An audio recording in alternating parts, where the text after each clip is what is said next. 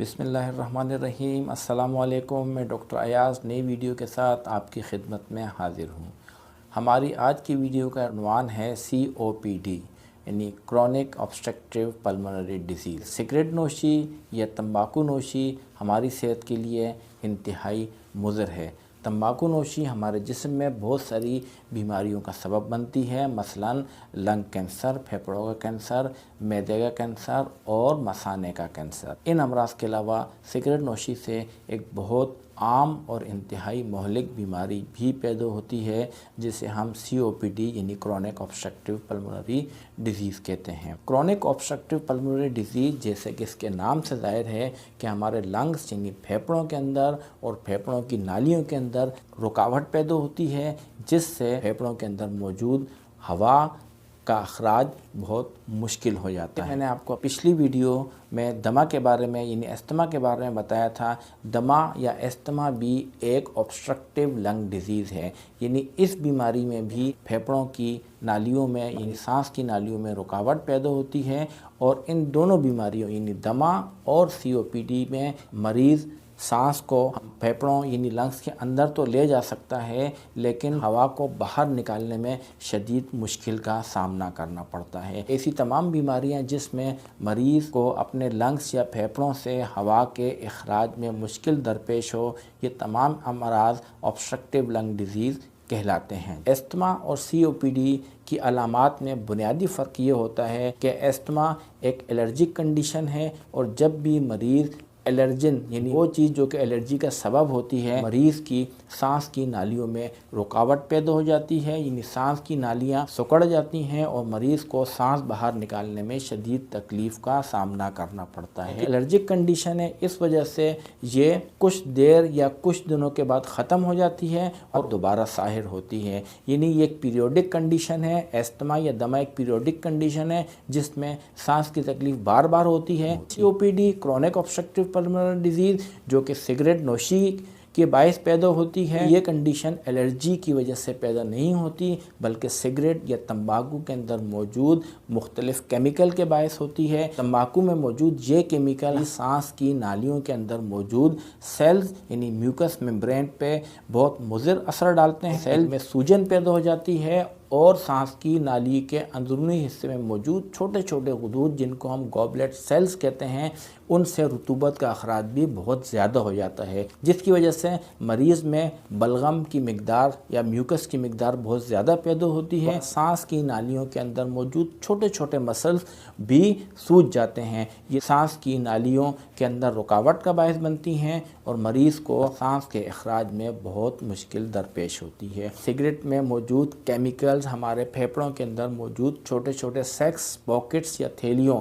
جنہیں ہم ایلویولائی کہتے ہیں، ان کو بھی ڈیمیج کرتے ہیں، تو یہ تمام چیزیں مل کر سانس باہر نکالنے میں دشواری کا سبب بنتی ہیں اور مریض کو سانس، کھانسی اور بلغم کی شکایت پیدا ہوتی ہے۔ COPD کی سب سے کامن، سب سے عام وجہ سگریٹ نوشی ہے۔ بہت سے مریض جس سے ہم پوچھتے ہیں کہ آپ سگریٹ پیتے ہیں تو وہ ہمیں منع کرتے ہیں اور کہتے ہیں کہ ہم سگریٹ نہیں بلکہ بیڑی یا حقہ پیتے ہیں۔ بیڑی، حقہ یا سگریٹ نوشی ایک ہی چیز ہیں، اور یہ تمام چیزیں جس میں COPD کا سبب بنتی ہیں۔ اس کے علاوہ بعض پیشے جس میں مختلف افراد مختلف قسم کی فائن ڈسٹ سے ایکسپوز ہوتے ہیں، مثلاً وہ افراد جو کوئلے کی کان میں کام کرتے ہیں ان کو کول مائن ڈیزیز ہو جاتی ہے، اور یہ بھی COPD کی ہی ایک قسم ہے۔ اس کے علاوہ دیہاتوں میں بہت سے افراد بایو ماس فیول یوز کرتے ہیں، مثلاً اوپلے جو کہ گائے یا بھینس کے ڈنگ سے بنائے جاتے ہیں، یا پھر لکڑیوں کا استعمال کرتے ہیں۔ اگر ایسے گھروں میں وینٹیلیشن کا مناسب انتظام نہ ہو تو طویل عرصے تک ان بایو ماس فیول کے استعمال سے مختلف افراد COPD کا شکار ہو سکتے ہیں۔ ان COPD کی سب سے کامن وجہ تقریباً 90% افراد میں سگریٹ اسموکنگ یعنی سگریٹ کا استعمال ہے۔ COPD یعنی کرونک obstructive pulmonary disease میں کیا کیا علامات ظاہر ہوتی ہیں؟ میں نے ویڈیو کے ابتدائی حصے میں بتایا تھا کہ COPD میں سب سے عام علامت کھانسی اور بلغم کا پیدا ہونا ہے۔ اس کے علاوہ مریض میں سانس کی تکلیف بھی پیدا ہوتی ہے۔ ابتدا میں سانس کی تکلیف کم ہوتی ہے، صرف ایگزرشن یعنی مشقت کرنے پر مریض کو سانس محسوس ہوتی ہے، لیکن وقت گزرنے کے ساتھ ساتھ سانس کی شدت میں اضافہ ہوتا ہے اور مریض کو بغیر کوئی کام کیے ایون کہ بیٹھنے اور لیٹنے پر بھی مریض کو شدید سانس محسوس ہوتی ہے۔ کھانسی، بلغم اور سانس کے علاوہ جب یہ مرض آگے بڑھتا ہے تو اس میں ایک خاص کیفیت پیدا ہوتی ہے جسے پرس لپ بریدنگ کہتے ہیں، جس طرح آپ اس تصویر میں دیکھ سکتے ہیں۔ بہت سارے مریضوں میں مرض کی شدت بڑھ جانے سے انگلیوں میں کلبنگ پیدا ہوتی ہے، جس میں انگلیاں ڈرم اسٹک اپیئرنس میں آ جاتی ہیں۔ جب مرض کی شدت بہت بڑھ جاتی ہے تو مریض ٹرائیپوڈ پوزیشن اختیار کرتا ہے، جس میں مریض بیٹھ کر اپنے دونوں ہاتھ گھٹنوں پہ رکھتا ہے اور آگے کی طرف تھوڑا جھکا رہتا ہے۔ اس طرح کرنے سے مریض کو سانس لینے میں نسبتاً بہتری پیدا ہوتی ہے۔ COPD یعنی کرونک obstructive pulmonary ڈیزیز کا ایک اہم فیچر پیریوڈک ایگزربیشن بھی ہیں۔ عام طور پر مریض کو کھانسی، بلغم اور سانس کی شکایت مسلسل رہتی ہے۔ اس دوران بعض اوقات مریض کی یہ علامات بہت زیادہ بڑھ جاتی ہیں، مریض کی سانس کی شدت بڑھ جاتی ہے، کھانسی زیادہ ہو جاتی ہے اور بلغم کا کلر چینج ہو جاتا ہے اور وہ سفید یعنی وائٹ سے یلو، گرین یا ڈرٹی کلر کی اپیئرنس میں آ جاتا ہے۔ یہ کنڈیشن ایگزربیشن آف دا COPD کہلاتی ہے اور اس کی عام وجہ انفیکشن کا ہونا یا انوائرمنٹل چینجز یعنی ماحول میں آلودگی کا بڑھ جانا اس کا سبب ہے۔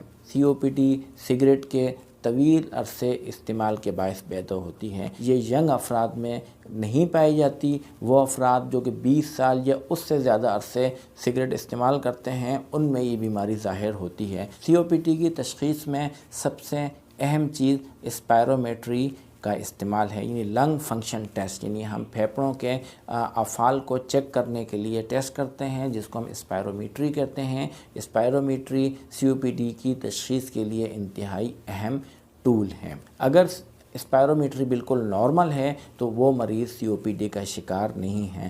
اس کے علاوہ X ray chest, CT scan اور بلڈ کے مختلف ٹیسٹ بھی COPD کے تشخیص میں مددگار ثابت ہوتے ہیں۔ چیسٹ ایکس رے یعنی پھیپھڑوں کے ایکس رے، جس طرح آپ تصویر میں دیکھ سکتے ہیں، اس میں کچھ خاص علامات ظاہر ہوتی ہیں جس سے بآسانی COPD کی تشخیص ممکن ہے۔ چیسٹ ایکس رے میں ہمیں ہائپر انفلیٹڈ لنگس نظر آتے ہیں۔ یہ اس کیفیت کو کہتے ہیں جس میں ہمارے سینے کے اندر موجود انٹرکوسٹل اسپیسز یعنی پسلیوں کے درمیان فاصلہ بڑھ جاتا ہے۔ ڈایافرام یعنی وہ پردہ جو کہ ہمارے سینے اور پیٹ کے درمیان ہوتا ہے وہ کافی نیچے چلا جاتا ہے اور ہارٹ ٹیبیولر شیپ ہو جاتا ہے، یعنی ہارٹ کا سائز بہت پتلا ہو جاتا ہے جس طرح آپ تصویر میں دیکھ سکتے ہیں۔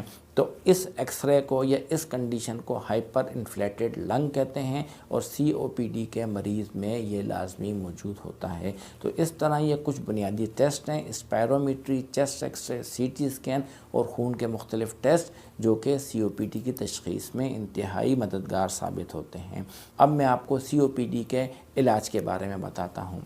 COPD کے علاج میں بنیادی چیز انہیلرز کا استعمال ہے، یعنی جسے عام زبان میں پمپ کا استعمال کہتے ہیں۔ میرے بہت سارے مریض پمپ کے استعمال سے اوائڈ کرتے ہیں، وہ نہیں چاہتے کہ پمپ کا استعمال کیا جائے یا انہیلر کا استعمال کیا جائے، لیکن ہمیں یہ بات یاد رکھنی چاہیے کہ پمپ کا استعمال دیگر ادویات کے استعمال سے نہ صرف انتہائی مؤثر ہوتا ہے بلکہ اس کے سائیڈ ایفیکٹ یعنی مضر اثرات بھی بہت کم ہوتے ہیں، کیونکہ انہیلر یا پمپ سے میڈیسن براہ راست ہمارے پھیپھڑوں میں جاتی ہے، جبکہ اگر اورلی یا انجیکٹیبل میڈیسن یا ادویات استعمال کریں گے تو وہ ہمارے پورے خون یا پورے جسم میں پھیل جاتی ہیں۔ اس وجہ سے COPD کے علاج میں بنیادی چیز انہیلرز یا پمپ کا استعمال ہے۔ انہیلرز مختلف قسم کے ہوتے ہیں اور مرض کی اسٹیج کے لحاظ سے یعنی COPD کے اسٹیج کے لحاظ سے مختلف قسم کے پمپس اور یا مختلف قسم کی پمپ والی ادویات استعمال کرائی جاتی ہیں۔ جونیئر ڈاکٹرز اور میڈیکل اسٹوڈنٹس سے میں کہوں گا کہ COPD کے ٹریٹمنٹ میں آپ گولڈ کلاسیفیکیشن اور کیٹ اسکور ضرور دیکھیں۔ Gold classification global initiative for obstructive lung disease हैं, और कैट कंबाइंड असेसमेंट टूल, ये ज़रूर आप करें। COPD के मरीज़ की क्लासिफिकेशन में ये इंतहाई मददगार हैं और इसके अलावा ट्रीटमेंट में भी बहुत मददगार साबित होंगे। मुख्तलिफ़ किस्म के इन्हेलर्स हम COPD में इस्तेमाल करते हैं, मसलन short acting beta agonist, long acting beta agonist, short acting muscarinic antagonist और लॉन्ग एक्टिंग मस्कुरेनिक एंटागोनिस्ट के अलावा इनहेल्ड कोर्टिकोस्टेरॉइड भी इसमें इस्तेमाल किए जाते हैं। ये इंतहाई पेचीदा प्रोसेस होता है और इसे सिर्फ मुस्तनद डॉक्टर के मशवरे से ही इस्तेमाल करना चाहिए। बहुत सारे अफराद जो कि मुस्तनद डॉक्टर के मशवरे से ये अद्वियात इस्तेमाल नहीं करते, वो कोर्टिकोस्टेरॉइड का ओरली या इन्हेलर की शक्ल में गैर ज़रूरी इस्तेमाल करते हैं और ये जिस्म के लिए इंतहाई नुकसानदेह है। इन अद्वियात का इस्तेमाल सिर्फ़ और सिर्फ डॉक्टर के मशवरे से करें ताकि ये अद्वियात आपके मर्ज़ को कंट्रोल करने में मददगार साबित हों। यकीनन आपको आज की वीडियो पसंद आई होगी। आपको कोई सवाल पूछना है तो आप हमारे कमेंट सेक्शन में पूछ सकते हैं। इसके अलावा हम बहुत जल्द ज़ूम मीटिंग शुरू करने वाले हैं और जिसमें आप मुझसे बराह रास्त बात कर सकेंगे। अपना बहुत ख्याल रखिएगा। अल्लाह हाफ़िज़।